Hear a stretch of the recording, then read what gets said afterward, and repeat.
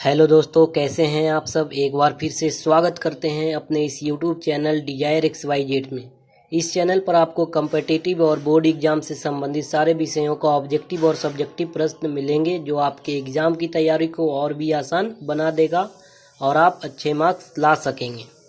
इस सेशन में हमने 2021 SSC GD में पूछे जाने वाले कुछ संभावित जीके का महत्वपूर्ण प्रश्न लिए हैं। अगर आप भी चाहते हैं SSC GD में सिलेक्शन पाना, तो कृपया कर वीडियो को पूरा देखिएगा। तो चलिए बिना इधर उधर की बातें किए इस सेशन की शुरुआत करते हैं। और पहला प्रश्न आपके स्क्रीन के ऊपर ये रहा। अस्त होते समय सूर्य लाल रंग का दिखाई देता है। ऑप्शन ए प्रकाश का प्रवर्तन, ऑप्शन बी प्रकाश का अपवर्तन, ऑप्शन सी प्रकाश का प्रकीर्णन या ऑप्शन डी इनमें से सभी।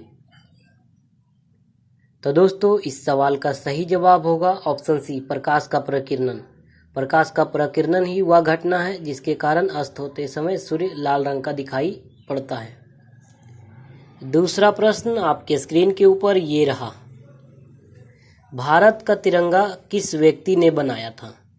Option A Pingali Venkayya, option B Rabindranath Tagore, option C Mahatma Gandhi या ऑप्शन डी पंडित जवाहरलाल नेहरू। तो दोस्तों, इस सवाल का सही जवाब होगा ऑप्शन ए पिंगली वेंकैया।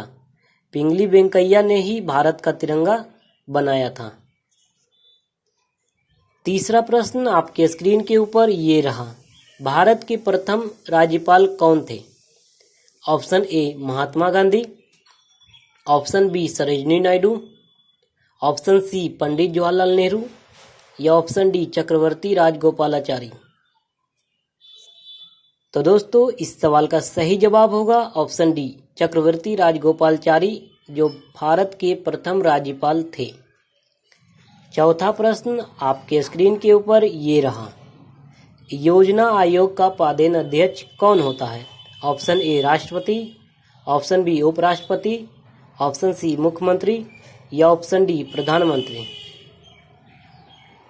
तो दोस्तों, इस सवाल का सही जवाब होगा ऑप्शन डी प्रधानमंत्री योजना आयोग का पदेन अध्यक्ष होता है। पांचवा प्रश्न आपके स्क्रीन के ऊपर ये रहा। वर्तमान में योजना आयोग के पदेन अध्यक्ष कौन है।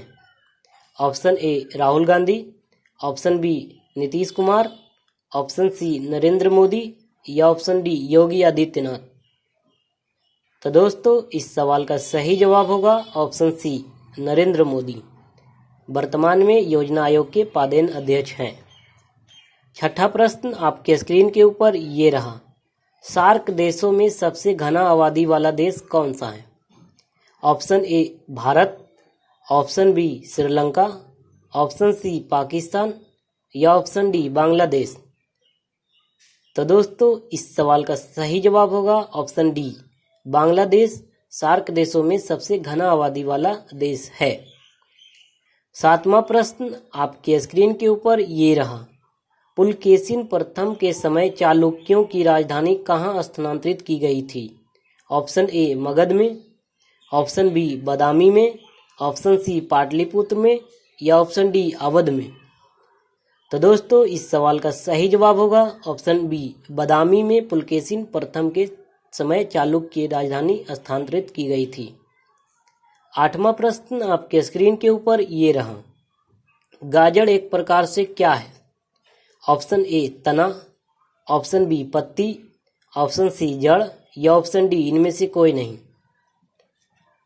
तो दोस्तों, इस सवाल का सही जवाब होगा ऑप्शन सी जड़। गाजर एक प्रकार का जड़ है।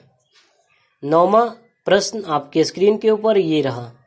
भारत के किस राज्य में सबसे पहले सूर्य दिखाई देता है। Option A Bihar, option B Delhi, option C Maharashtra, option D Arunachal Pradesh. तो दोस्तों, इस सवाल का सही जवाब होगा ऑप्शन डी अरुणाचल प्रदेश में सूर्य सबसे पहले दिखाई देता है। 10वां प्रश्न आपके स्क्रीन के ऊपर ये रहा। सफेद हाथियों का देश किसे कहा जाता है। Option A America, option B Bharat, option C Sri Lanka या ऑप्शन डी थाईलैंड। तो दोस्तों, इस सवाल का सही जवाब होगा ऑप्शन डी थाईलैंड। थाईलैंड में ही सफ़ेद हाथियां पाई जाती हैं। 11वां प्रश्न आपके स्क्रीन के ऊपर ये रहा। भारत के किस शहर को ताला नगरी कहा जाता है? Option A Allahabad, option B Lucknow, option C Aligarh या ऑप्शन डी वाराणसी।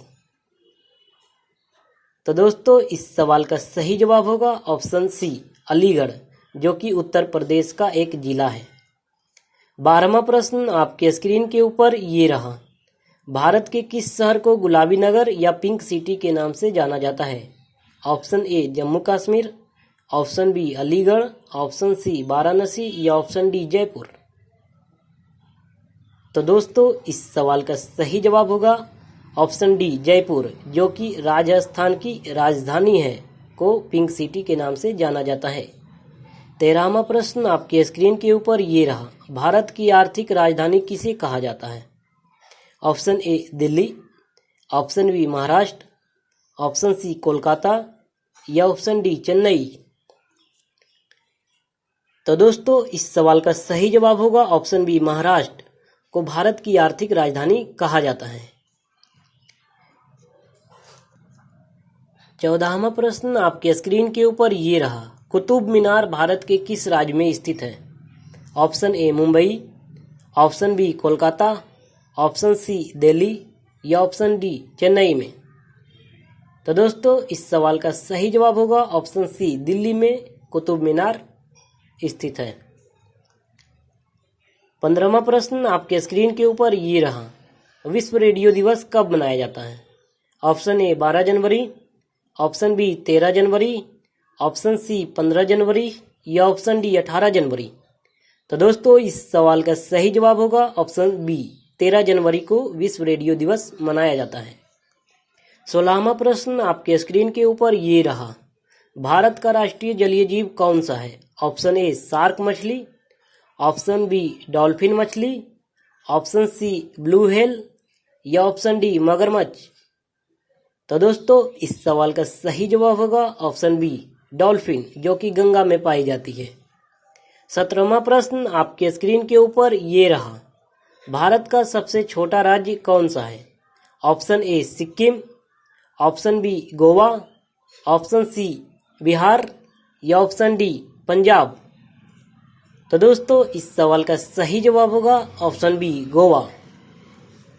19वां प्रश्न आपके स्क्रीन के ऊपर ये रहा। जीरो की खोज किसने की?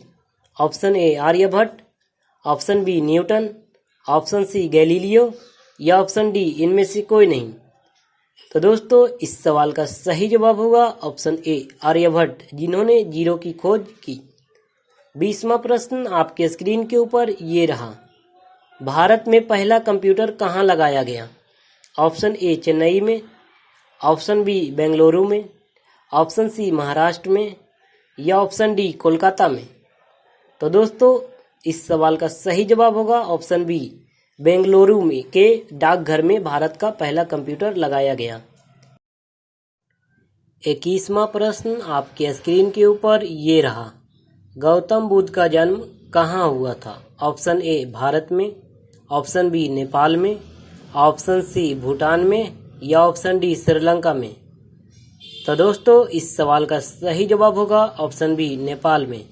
नेपाल के लुम्बिनी नामक स्थान पर 563 ईसा पूर्व में गौतम बुद्ध का जन्म हुआ था। 22वां प्रश्न आपके स्क्रीन के ऊपर ये रहा। भारत का प्रथम परमाणु रिएक्टर कौन था? Option A Apsara, option B Tarapur, option C Narora या ऑप्शन डी कैगा। तो दोस्तों इस सवाल का सही जवाब होगा ऑप्शन ए अप्सरा। 23वां प्रश्न आपके स्क्रीन के ऊपर ये रहा। तराइन का प्रथम युद्ध कब हुआ था? ऑप्शन ए 1191, ऑप्शन बी 1192 या ऑप्शन सी 1100 या ऑप्शन डी 1190। तो दोस्तों इस सवाल का सही जवाब होगा ऑप्शन ए 1191 में तराइन का प्रथम युद्ध हुआ था। 24वां प्रश्न आपके स्क्रीन के ऊपर ये रहा। पानीपत का प्रथम युद्ध कब हुआ था? ऑप्शन ए 1191 में, ऑप्शन बी 1526 में, ऑप्शन सी 1646 में या ऑप्शन डी 1664 में। तो दोस्तों इस सवाल का सही जवाब होगा ऑप्शन बी। 1526 में पानीपत का प्रथम युद्ध बाबर और इब्राहिम लोदी के बीच में हुआ था, जिसमें बाबर की जीत हुई थी। 25वां प्रश्न आपके स्क्रीन के ऊपर ये रहा। दिल्ली चलो का नारा किसने दिया? Option A Pandit Jawaharlal Nehru, option B Mahatma Gandhi, option C Subhash Chandra Bose या option D doctor Rajendra Prasad. तो दोस्तों इस सवाल का सही जवाब होगा ऑप्शन सी सुभाष चंद्र बोस। 26वां प्रश्न आपके स्क्रीन के ऊपर ये रहा। करो या मरो का नारा किसने दिया था? Option A Mahatma Gandhi, option B Subhash Chandra Bose, option C Vinoba Bhave या ऑप्शन डी बाल गंगाधर तिलक। तो दोस्तों इस सवाल का सही जवाब होगा ऑप्शन ए महात्मा गांधी करो या मरो का नारा दिए थे। 27वां प्रश्न आपके स्क्रीन के ऊपर ये रहा। संपूर्ण क्रांति का नारा किसने दिया? Option A Lala Hardayal, option B Bal Gangadhar Tilak, option C Lal Bahadur Shastri या ऑप्शन डी जयप्रकाश नारायण। तो दोस्तों इस सवाल का सही जवाब होगा ऑप्शन डी जयप्रकाश नारायण, जिन्होंने संपूर्ण क्रांति का नारा दिया। 28वां प्रश्न आपके स्क्रीन के ऊपर ये रहा। सूर्य के सबसे नजदीक ग्रह कौन है? Option A Shukra, option B Shani, option C Varun या option D Budh.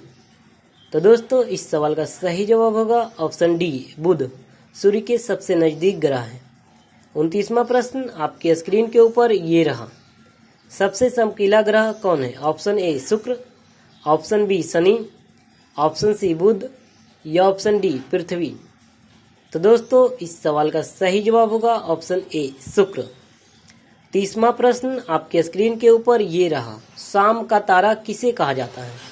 Option A Shukra, option B Shani, option C Budh या ऑप्शन डी पृथ्वी।